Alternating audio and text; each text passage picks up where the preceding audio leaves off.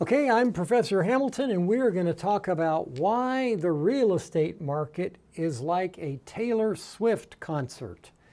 There's a lot of similarities there that you probably never thought about, but it all comes down to this notion of the vertical supply line. It's kind of an oddball looking thing that we have in economics, shows up in macroeconomics when we do the money supply, and microeconomics, it shows up sometimes. So let's talk a little bit about it. We have the law of demand, which is a principle that says that at a lower price, we as consumers demand a greater quantity. So let's start over here. I've got avocados. And let's say at $1.50 there are, let me see, 100 that are demanded by consumers. So at $1.50, 100 are demanded. If the price goes down to $1, let's see, that would be right about here. The quantity goes up to 150, okay? So at a lower price, a larger quantity is demanded. That's the law of demand, nothing complicated about that. And normally we have an upward sloping supply curve. So I'll put a supply curve in here. So this supply curve is upward sloping, which is saying at a higher price, suppliers will put more on the market, in this case avocados. So if the price went from $1.50 to $2,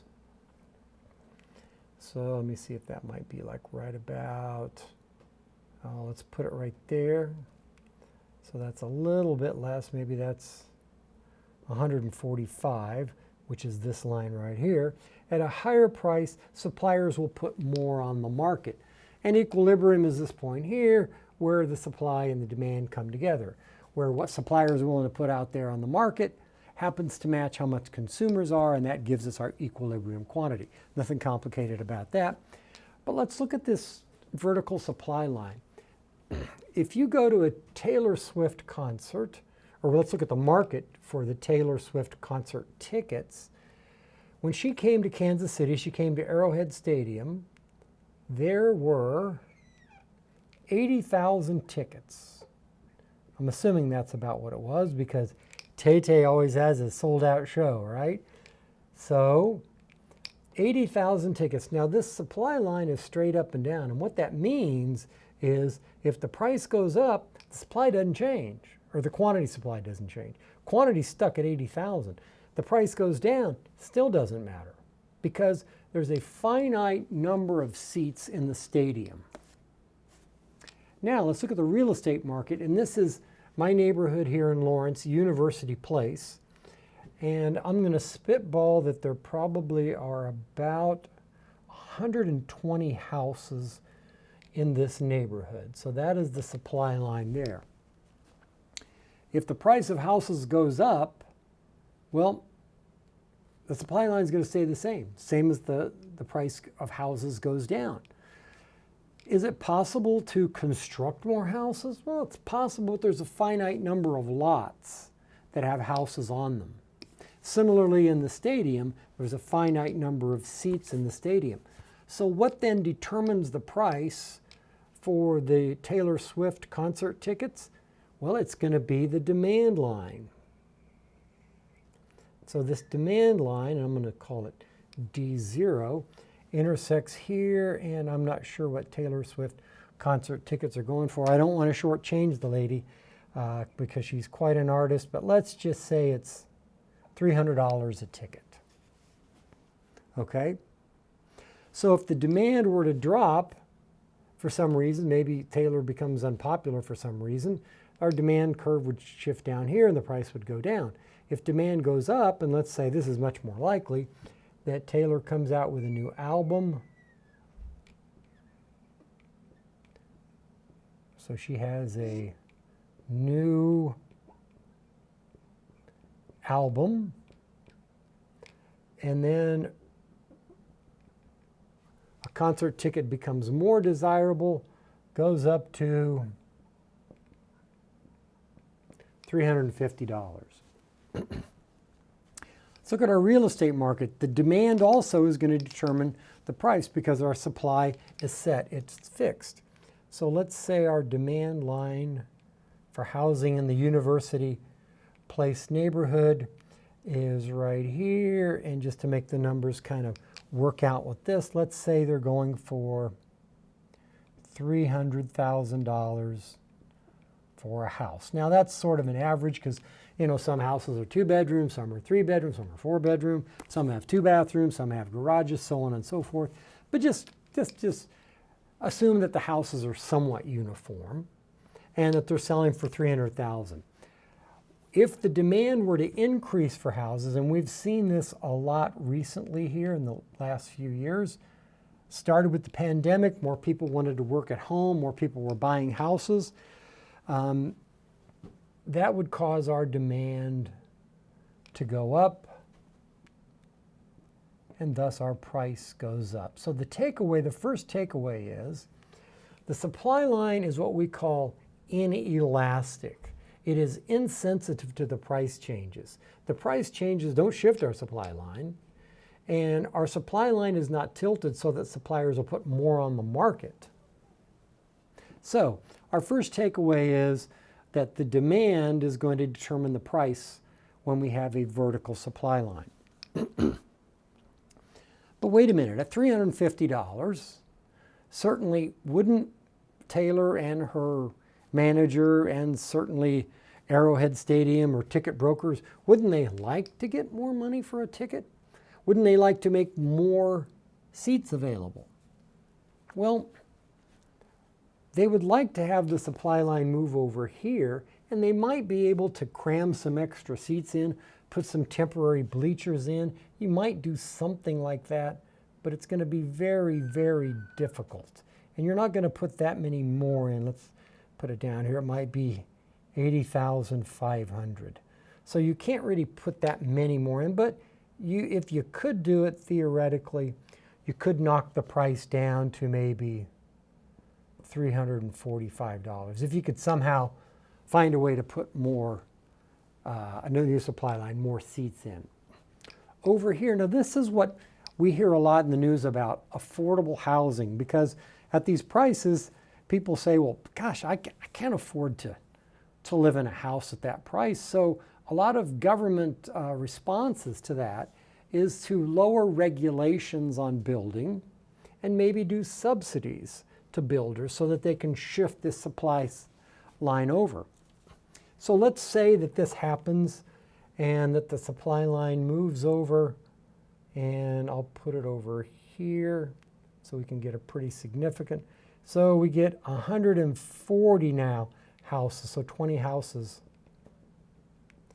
get built, and that gets the price down from 350 to 310,000. Sounds like a good idea.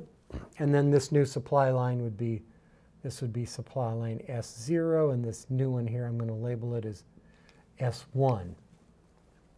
And by the way, that's called infill. But that's only 20 houses. And the reason why you don't see the supply line shifting way over here, wouldn't it be nice if it was way over here and then the price actually started dropping to become even more affordable, is because people don't want to cut up their backyards. There's a set finite amount of lots.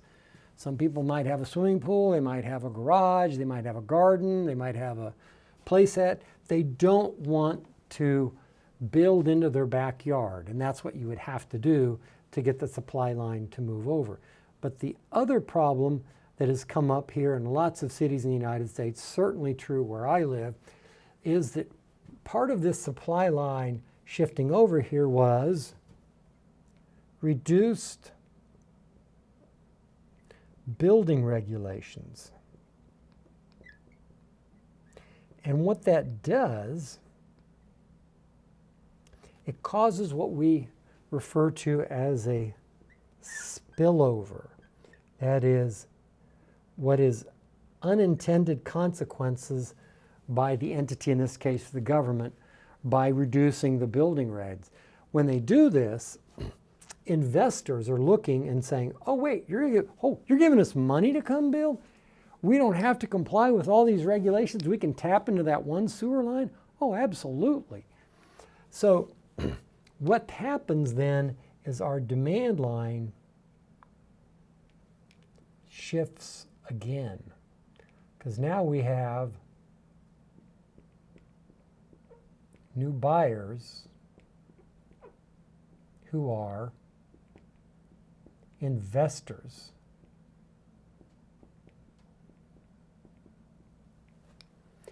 So they come in, the demand line shifts up, and we go from this point. We started here originally, right?